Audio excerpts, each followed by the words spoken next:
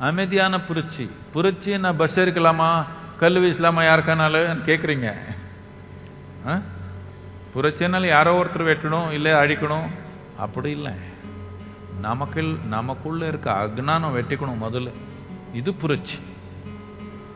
இன்னொருத்தர் மாற்றணும்னு போனா சண்டை, அது புரட்சி இல்லை.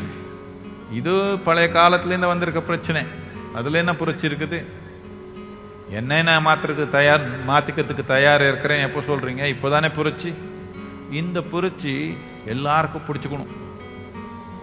என்னை நான் மாத்திக்கணும், என்னை முன்னேற்றத்துக்கு என்னுடைய தன்மை நான் மாத்திக்கணும்ன்ற ஒரு ஆர்வம் நாம ஜனத்தொகையில கொண்டு வரலன்னா, அடுத்த ஒரு 15 வருஷத்துல நாம் இந்த செயல் செய்யலன்னா, there are serious problems. பண்ணிடலாமா?